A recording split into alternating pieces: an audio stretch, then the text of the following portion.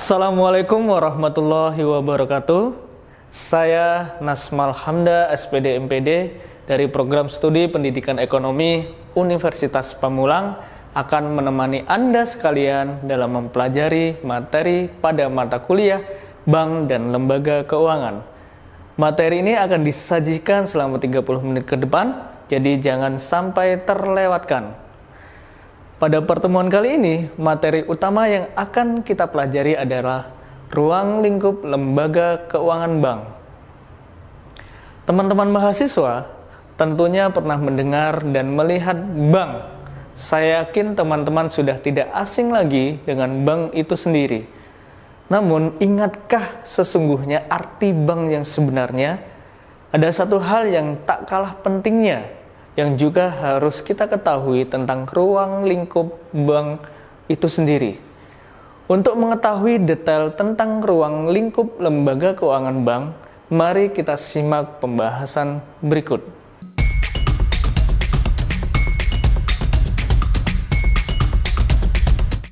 Bank merupakan suatu perantara keuangan yang mempunyai fungsi sebagai pelindung kekayaan dan transfer dana, memberikan dan menyediakan pinjaman, memberikan jaminan dan melakukan pertukaran uang.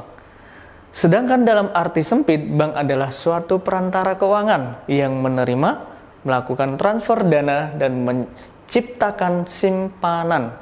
Dalam bahasa Prancis, asal mula kata bank menurut Joseph Sinque, JR di dalam bukunya Commercial Bank Financial Management in the Financial Service Industry adalah banque, dibaca banca dalam bahasa Italia, yang artinya bank tersebut adalah tempat penyimpanan dana dari masyarakat sehingga pemiliknya akan merasa aman. Dalam Undang-Undang Nomor 14 Tahun 1967, bank merupakan lembaga keuangan yang usaha pokoknya adalah memberikan kredit dan jasa-jasa dalam lalu lintas pembayaran dan peredaran uang. Jadi dapat disimpulkan bahwa bank adalah suatu lembaga keuangan dengan usaha pokok menghimpun dana dari masyarakat kepada masyarakat melalui simpanan giro, tabungan, deposito, dan menyediakan jasa pembayaran dan peredaran uang. Nah, sekarang setelah mempelajari tentang definisi bank, teman-teman sekalian tahukah sejarah perbankan di dunia ataupun di Indonesia? Kalau begitu, mari kita bahas mengenai sejarah perbankan. Semakin berkembangnya perdagangan dunia, maka perkembangan perbankan pun semakin pesat.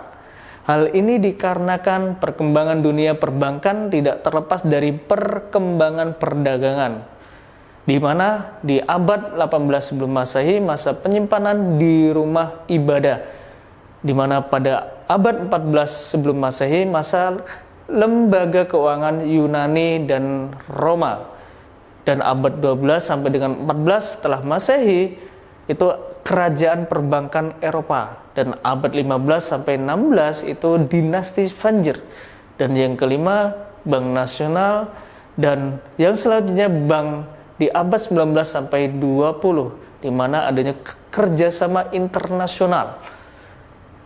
Kita lanjutkan ke materi sejarah perbankan di Indonesia, di mana yang pertama, periode penjajahan Belanda, di mana bank-bank milik Belanda yaitu de JVC Bank, dan Nationally Handled Bank, dan yang lain sebagainya, dan bank-bank milik Cina, di mana bank-bank milik Cina tersebut salah satunya adalah The Overseas Chinese Banking Corporation dengan kantor pusat di Singapura.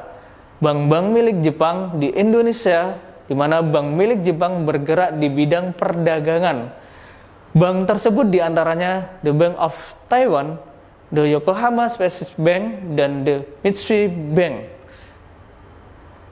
Bank-bank milik penduduk Indonesia asli, di mana bank milik penduduk asli Indonesia dengan yang menonjolkan adalah Bank Nasional Indonesia yang didirikan tahun 1929 di Surabaya, dan dipelopori oleh Dr. Sutomo dengan tujuan utama yaitu mendidik masyarakat untuk menabung dan dapat membangun perumahan serta membantu pengusaha nasional dalam permodalan. Pedagang-pedagang yang berjiwa kemerdekaan mendirikan bank yang ada di Indonesia bagian barat yang bernama Bank Nasional Abuan Saudagar yang akhirnya dikenal dengan Bank Nasional di Bukit Tinggi. Tujuan pendirian bank ini adalah untuk memperjuangkan kemerdekaan ekonomi dan politik secara bersama. Bank ini merupakan bank swasta nasional tertua di Indonesia yang masih berjalan hingga saat ini. Yang kedua, pendudukan Jepang. Tahun pertama pendudukan Jepang ini, semua bank di Indonesia ditutup. Bahkan bank milik Belanda, Inggris, dan sebagian milik Cina dilikuidasi pada tanggal 20 Oktober 1942. Yang ketiga, kemerdekaan hingga pengakuan kedaulatan. Dari 1945 sampai dengan 1949, di mana bank pemerintahan pada wilayah Negara Kesatuan Indonesia, yaitu Bank Negara Indonesia dan Bank Rakyat Indonesia. Dan juga ada 4 bank swasta nasional, yaitu Bank Surakarta MAAI di Solo, Bank Indonesia di Palembang, Bank Dagang Nasional di Medan, dan Indonesian Banking Corporation di Yogyakarta. Bank Negara Indonesia didirikan pada tanggal 5 Juli 1946 dengan peraturan pemerintah pengganti Undang-Undang Nomor 2 Tahun 1946.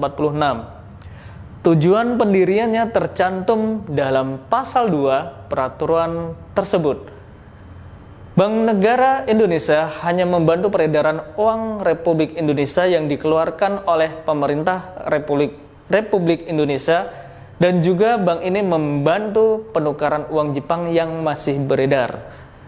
Pada tanggal 22 Februari 1946 berdasarkan peraturan pemerintah, Allgemeine Volkskredietbank atau Simin Ginko dijadikan Bank Rakyat Indonesia.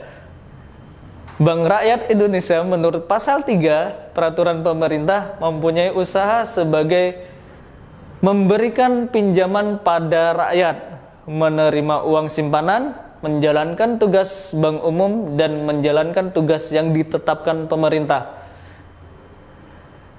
Dengan nasionalisme yang tinggi dan hasrat kemerdekaan dari rakyat di wilayah federal, bermunculanlah bank-bank swasta nasional yang bergerak di bidang perdagangan, seperti NV Bank Sulawesi di Manado, NV Bank Perniagaan Indonesia di Jakarta, Bank Timur di Semarang, Bank Dagang Indonesia di Banjarmasin dan Kalimantan, Banking and Trading Corporation NV di Samarinda.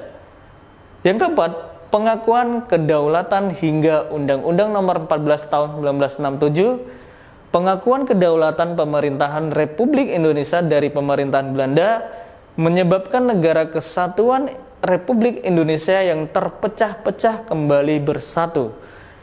Bank-bank kedua wilayah tersebut tetap berjalan. Pada tahun 1951 didirikan sebuah perseroan terbatas dengan akte notaris. Dengan Undang-Undang Darurat Nomor 5 Tahun 1952 diberikan bentuk hukum kepada Bank Industri Negara yang bergerak dalam sumber pembelanjaan pembangunan terutama bidang industri dan pertambangan.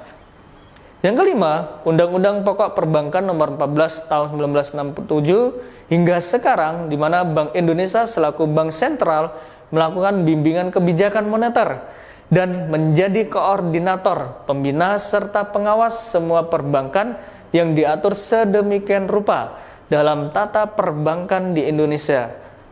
Bank Indonesia yang berfungsi sebagai bank sentral dan bank umum kini kembali pada fungsinya hanya menjadi bank sentral. Bank Negara Indonesia sebagai bank tunggal milik negara telah dipisah kembali, yaitu Bank Negara Indonesia Unit 1 menjadi Bank Indonesia. Unit 1 menjadi Bank Rakyat Indonesia dan Bank Ekspor Impor Indonesia. Unit 2 menjadi Bank Negara Indonesia 1946. Unit 4 menjadi Bank Bumi Daya dan Unit 5 menjadi Bank Tabungan Negara.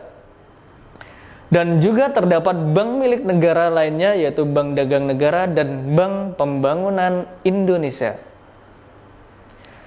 Setelah mempelajari bank, kini kita lanjutkan dengan jenis-jenis bank.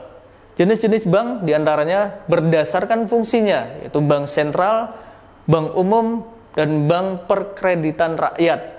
Dengan berdasarkan kepemilikan itu adalah bank milik pemerintah, bank milik swasta nasional, bank milik koperasi, dan bank milik campuran serta bank milik asing.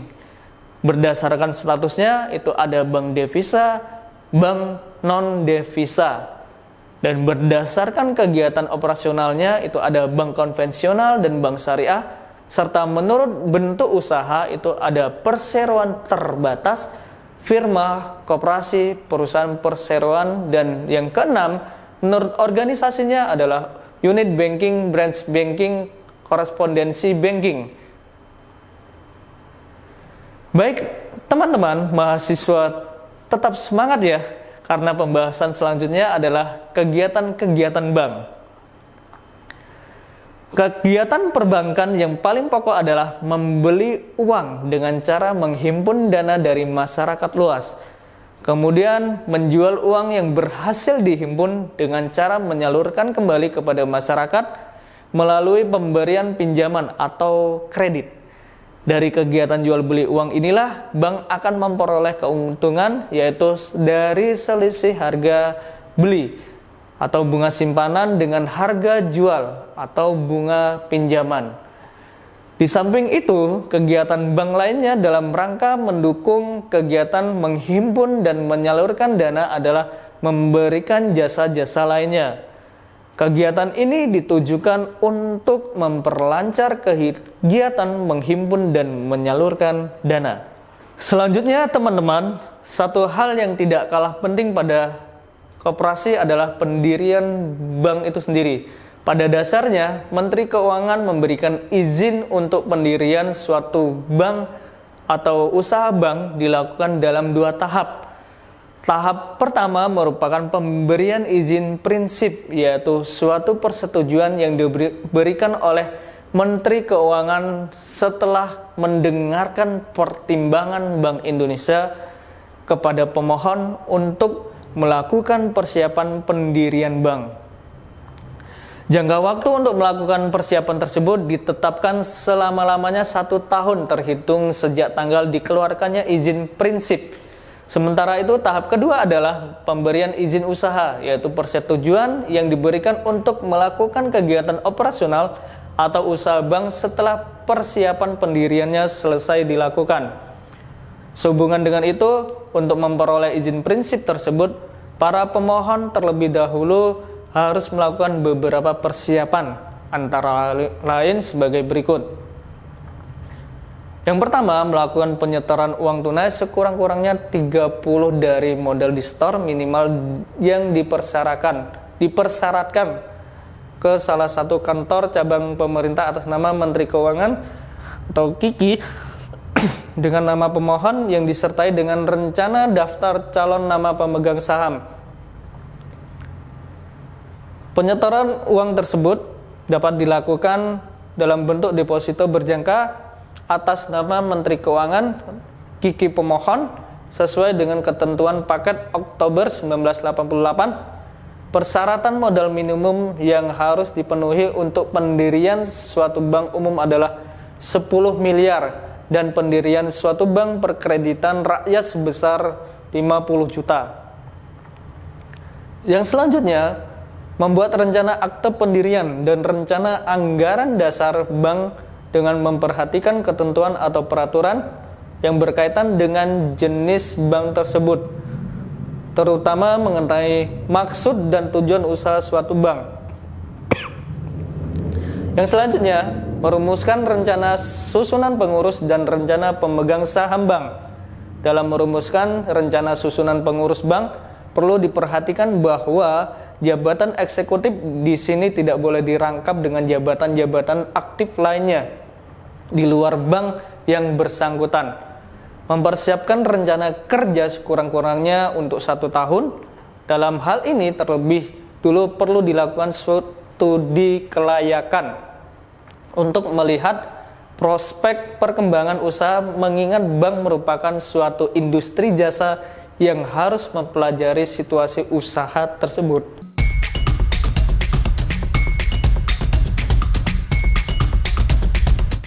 Setelah mempelajari ruang lingkup lembaga keuangan bank, maka dapat disimpulkan bahwa bank merupakan lembaga keuangan yang usaha pokoknya menghimpun dana dari masyarakat kepada masyarakat.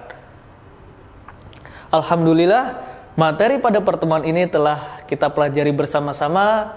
Semoga materi ini dapat bermanfaat bagi kita semua. Terima kasih bagi semua yang sudah mengikuti materi hari ini. Kurang lebihnya saya mohon maaf. Terima kasih. Akhir kata, assalamualaikum warahmatullahi wabarakatuh.